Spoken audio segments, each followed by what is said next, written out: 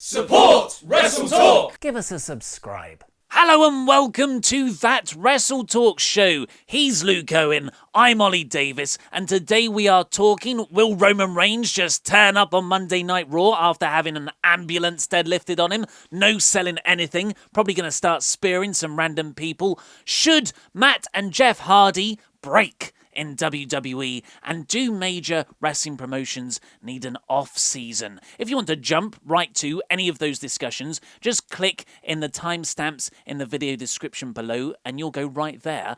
If not, stay here for some Rumble chat. Hey Luke, how's your Easter going? My Easter is going pretty terrible, I'll be honest with you. Damn. Well, I mean, wasn't expecting that. I thought this was going to be a jovial 2-minute thing. The time off is obviously great. I get to spend it with my family playing board games, which I love doing. What board games are you going to play? I think we're going to be playing some... My parents are really into card games. We'll probably play some Love Letter. Some strip poker. Yeah, that and Coup, I believe, is probably going to be our big games we probably play over. But I'm spending it with like my family and my in-laws, so lots of good food. All together?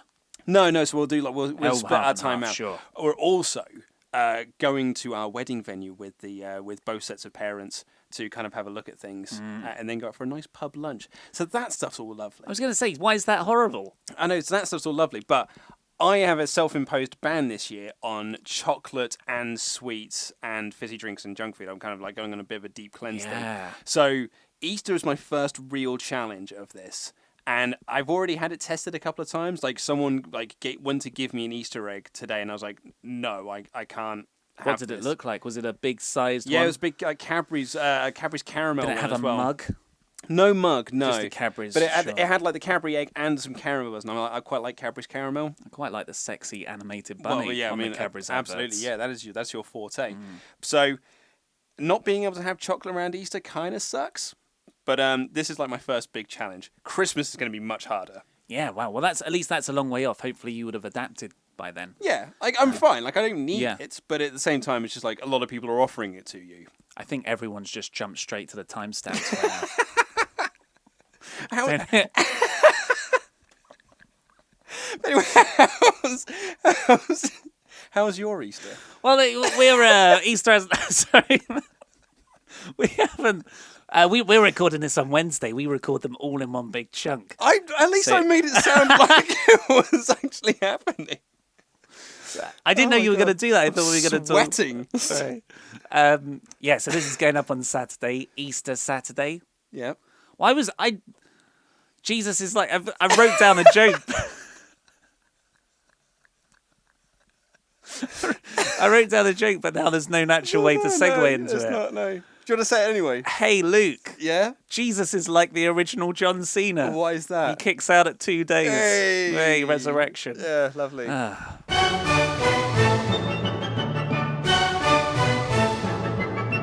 You could also say Roman Reigns is like the new Jesus because he will also probably kick out at 2, and we don't know this yet, obviously, but after his epic beatdown, one I might say or argue was the greatest backstage beatdown segment in the history.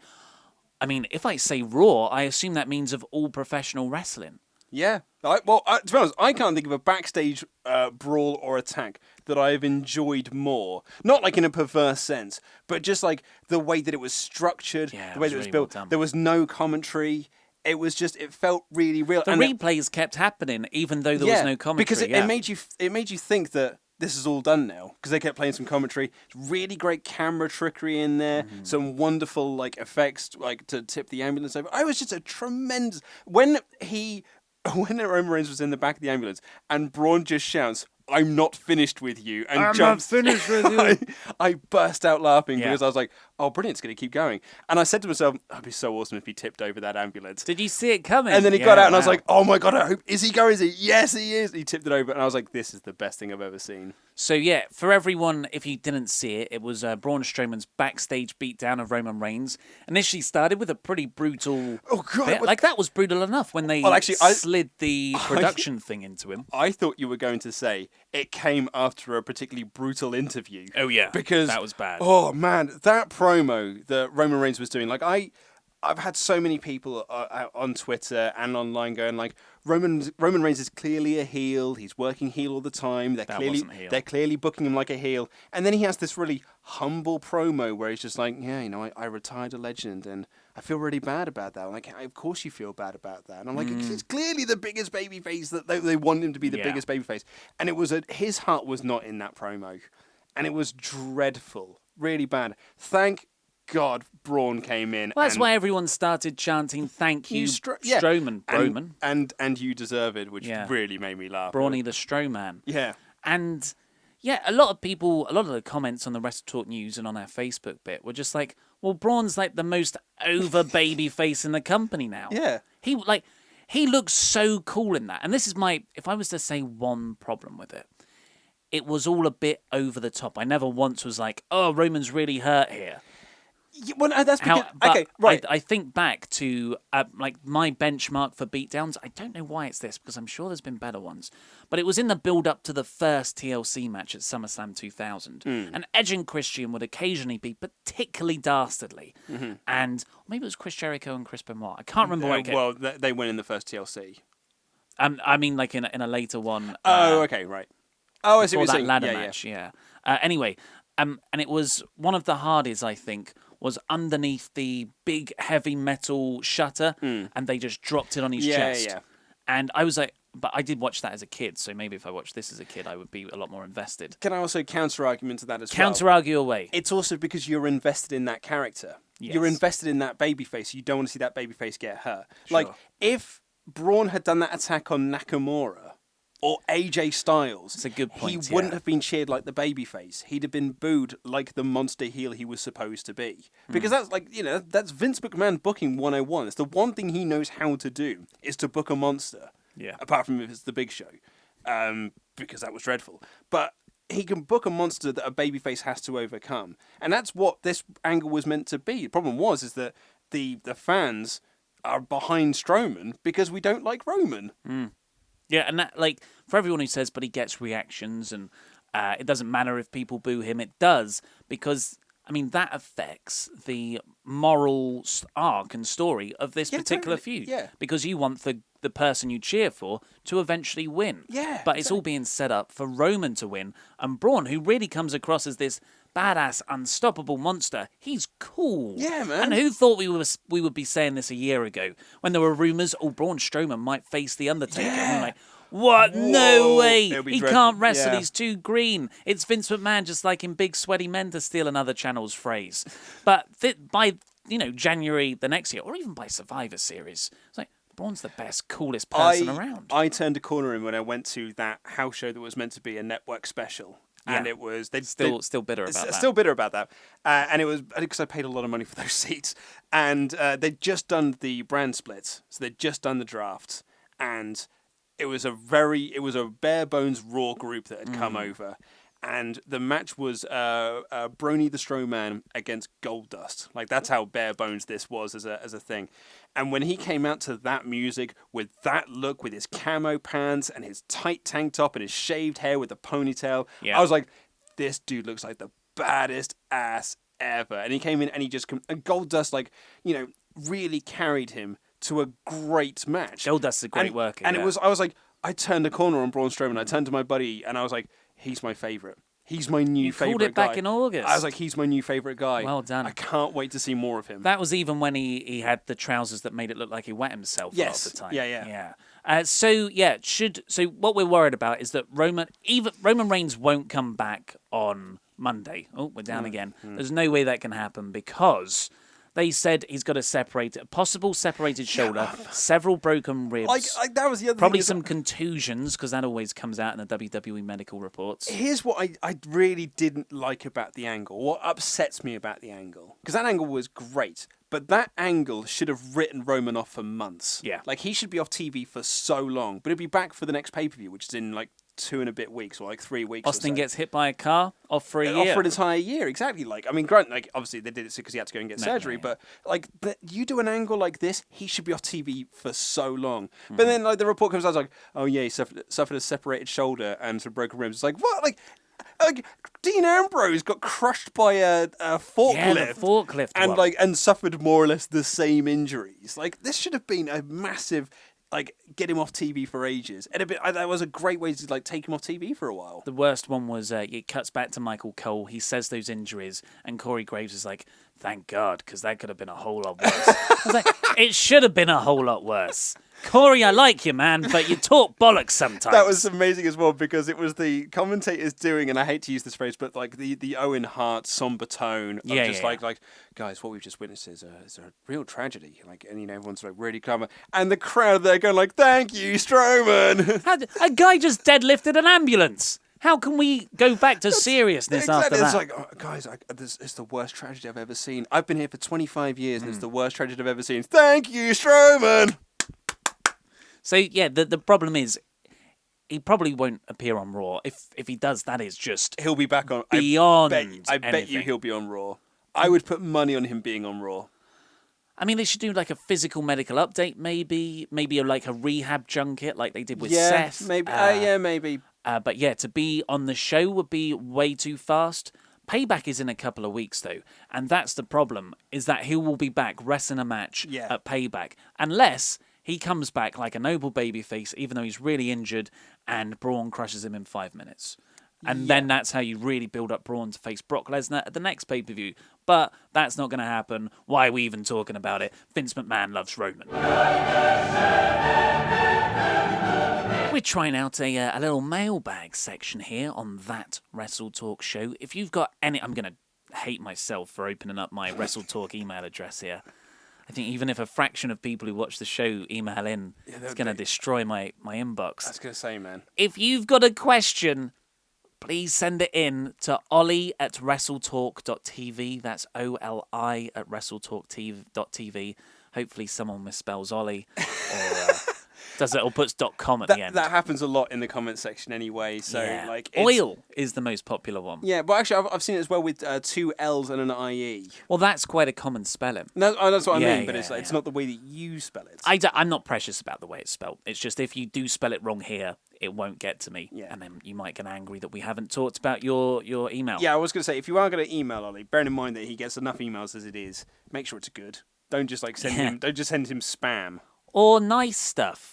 You can send me nice stuff. Yeah. Someone the other day, I hope he's watching, Theron Steinke. I didn't get a chance to put it in today's news, but he has gone back and found out the ratings I've given every Raw for a year and put it in a pie chart. Oh, that's so good. Yeah. Oh, that's great. It's well done, top that work. man. Well done, that man. But this comes from Philip McGuinness, which was a comment from one of the episodes from last week. He's asked, do you think WWE suffers from never having an off-season? It's a never-ending train that just keeps on rolling. All major sports have some sort of break, and all major TV shows have seasons. Or do you think it would suffer long-term from having a break?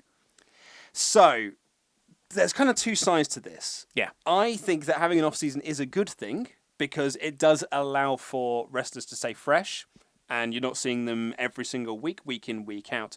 But actually more from a physical side of things, it gives them time off. These guys are busting their asses, traveling all the time. Yeah. 365 days a year with very few days If you're Hulk Hogan, 372.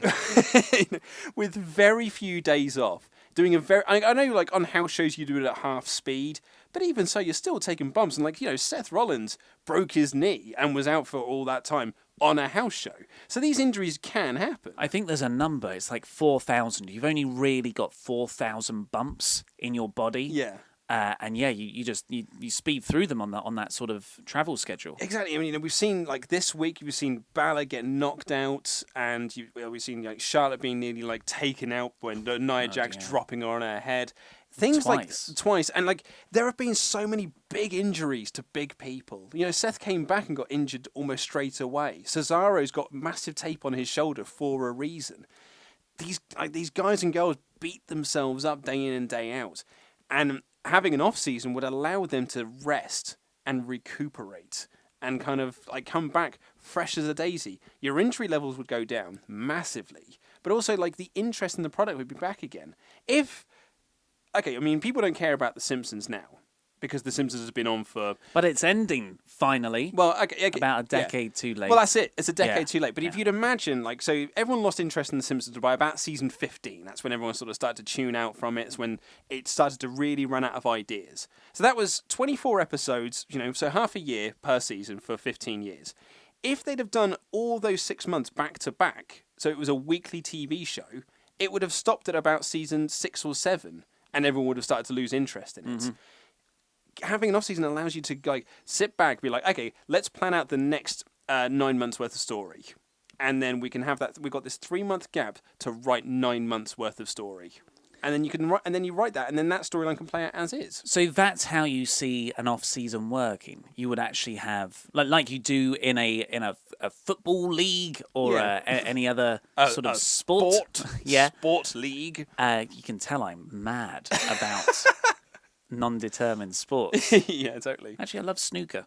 Oh, yeah? Yeah. Really like baseball as well, actually. Baseball's pretty boring. I'm a big fan of golf, though.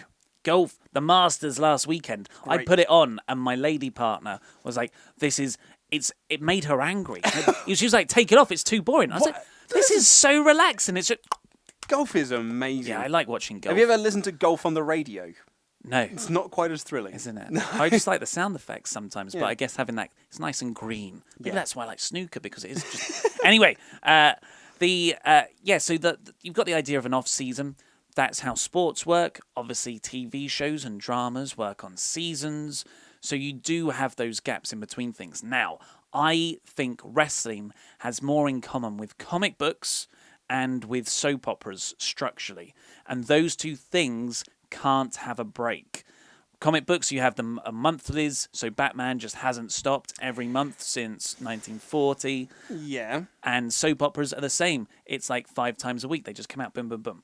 The way I would have an off-season is not make it the whole company in one go. I would cycle people out. Yeah, okay, that also works, yeah. Kind of the way that NXT stays fresh because the same people aren't on every single week. Exactly. So, or not like you would have, say, Bray Wyatt would do his 9 months. Then he's off for 4 months. Yeah. And 3. Well, it doesn't... I'm not saying it doesn't even have to be, because it would be quite predictable if people were taking... You just give people bulks of time off Everyone has to be there for WrestleMania. After... Again, but that's a difference of opinion. If you've got freaking 20 match cards, maybe having a few people off would work. The problem is, though, you need your payday. Like, that's your biggest payday of the year. You're never going to want to take that time off, because that's your payday. Okay, well, that's like details. I'm sure you could if you're going to structure the whole company around that, you can work guaranteed things into the company like that. So you can work around that. But what it would provide is it gives people time off to do injuries. It effectively to recover from injuries. It effectively you're only there for your storylines. Mm-hmm. So you've got this season arc. This is your season arc, Randy Orton. You're going to start off as a face. You're going to face adversity. You're going to turn into a bad guy. Then you're going to go away because you're written off telly through injury. You come back as a baby face 4 months afterwards. Okay. And then that also has this really nice continuing cycle of freshening things up because people are off. But a lot of the biggest WrestleTalk news episodes, viewers-wise, happen when WWE start returning. And you're like, oh, who is it? With the fancy silhouette with the question mark that I like to do. Vacant. So you're constantly changing things up. You almost don't need it's difficult because the rosters are thin with the brand split. Yeah. But in 2-3 years' time, when you've got all these NXT people coming up, if NXT ever actually creates homegrown stars, but at least you've got indie people coming up through that, you should have a denser roster. What are you talking about? Elias Sampson is up now. Hey, the Drifter just drifted on through the crowd. I liked the way he came in. Yeah? I thought that was quite inventive. Yeah, the only reason I'm glad to see the Drifter is on Raw is because Corey Graves hates him so much, and that just makes for great commentary. What about anything more to say? And your way as well. Because the counter argument I was going to give to myself was, although I think it'd be great to have an actual full on company off season, so you can kind of spend 3 or 4 months rebuilding for the next however long.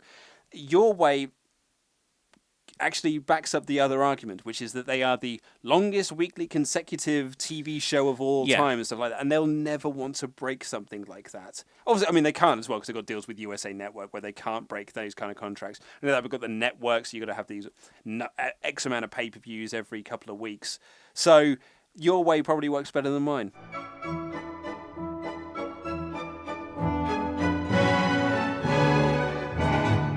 Matt and Jeff Hardy made their triumphant return to WWE at WrestleMania 33 about just under 2 weeks ago. Not going to work out the exact amount of days because I can't remember when this episode's going up.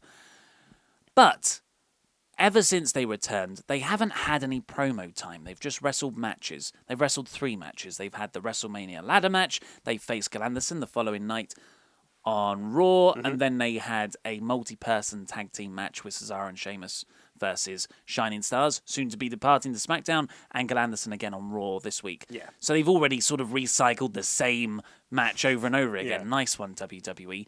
But in all that, Matt Hardy's kind of like, delete.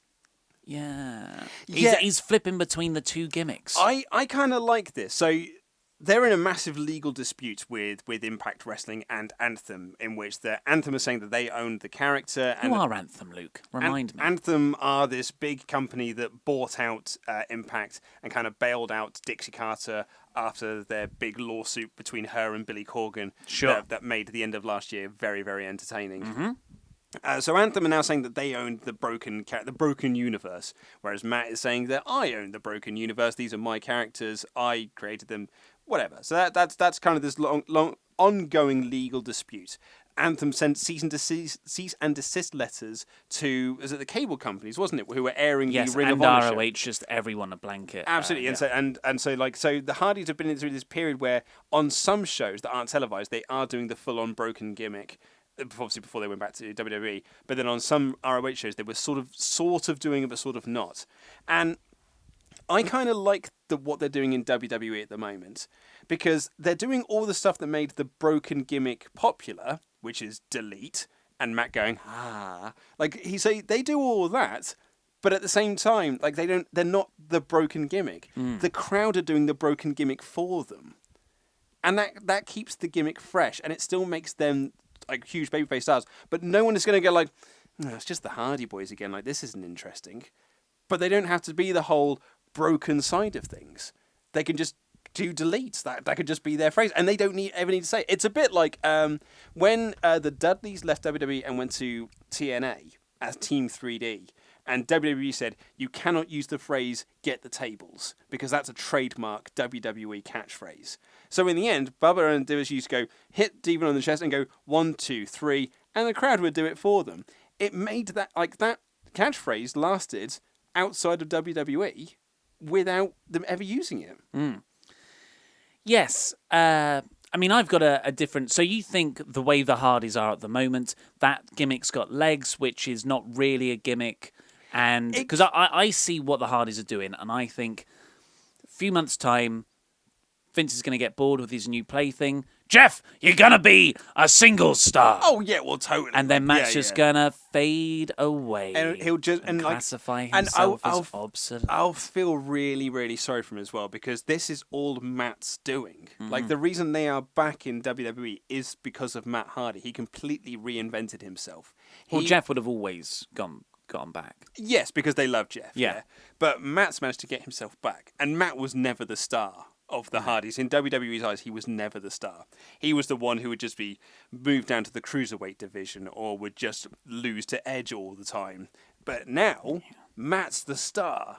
And he's the one that's leading all of this. And it's great. But I'll feel really bad when they do eventually split, and I hope they don't do another Hardy versus Hardy match, because those get over like a fart in a church. Yeah. No one wants to see them fight. No one wants to see them fight. And then, like, Matt just goes back into obscurity again while Jeff can go be a successful single star. And I just feel really bad for him. So you don't think there's a way... Because I always thought, I don't think I said it though, that the Hardys shouldn't have come back as the broken gimmick. Because I think for the... I don't know, the 10% of mainstream viewers of all of WWE's audience, they don't know what the broken gimmick is. No one watches Impact. Yeah, and it's a very complicated thing. Not complicated, it's just a very strange thing to get your head round. If they came out just right away doing the broken stuff, Vanguard 1 flying everywhere, people go, this is ridiculous, turn it off. Yeah, who are these guys? These guys aren't doing like the V1. Where's the guns? Where's Jeff doing his wacky dancing? Yeah. So I think that's very well done. Thank you. Where's Jeff? Is that Jeff? So I think they should have been brought in like they were, and then you tell the story. You retell the story of absolutely. Matt breaking. Yeah, love that. Yeah, absolutely. That's the best way to do it. Yeah. Yeah. So they would. I mean, they've got the championships now. They would hold them for a few months because the nostalgia's there. You don't want to. Once you've gotten rid of the nostalgia, you won't get it back. So you milk that for all it's worth for 4 months, 4 months. SummerSlam, they put over the Revival in a big way, and they lose. Well, not lose. I've written down here because losing streaks suck. Yeah. So they shouldn't lose. They just lose the titles to the Revival. That's fine. They've I'm getting emotional. Because they've held them for so long and they came back big pop. They put over the new team. Great stuff. But then they don't go on a losing streak. You don't tell it that way. But they just have matches against jobber teams where Matt is more and more brutal. Yeah. And they're winning these matches. But because Matt's being more and more brutal, Jeff's like, whoa, man, step back. Stop beating up. Stop trying to eat this jobber guy, this local competitor. And Matt's like, yes. And he sort of does it more and more and more. And then eventually... oh no, I'm going to now propose a Matt versus Jeff fight. After us just saying don't do it. Yeah. Damn. But that was the genesis. That's really where Brother Nero came from. Yes. And you need that to happen for the whole Broken Universe to start up. And then you've got this other sort of faction, put a few more people in the Broken Universe who fit in with our whole Raw Land of the Factions, Wyatt Family, Balor Club. Also means you don't have to bring up Sanity then. Because I, if I was to book Sanity in NXT at the moment, what I'd like to see them do is for Eric Young to win the NXT Championship from Bobby Roode, and for and for Wolf and Killian Dane to win the tag titles, and for Nikki Storm to win the women's title. So Sanity hold all the golds. That's my dream booking for NXT this year. Anywho. So that's off tangent. I do think they can do that because the crowd can keep the delete gimmick alive for the most part, while in the background they sort out all this legal trouble with Anthem. Yeah. And we can finally work out who owns the character. Because if it turns out that Anthem own the character, then that's fine. The crowd can just keep the delete and they can just keep doing delete. Matt can come out and go, ha, and everyone's like, oh, look, they're still doing the broken thing. But if it does turn out that Matt's trademarks are fine, then they can do that, and I would like to see them. You would need to retell that story. Here are the cards again over Luke's face. If you want to catch up with That WrestleTalk Show so far, or watch the latest WrestleTalk news, click one of these videos here, and of course press subscribe. That's Luke Owen, I've been Ollie Davis, and that was wrestling.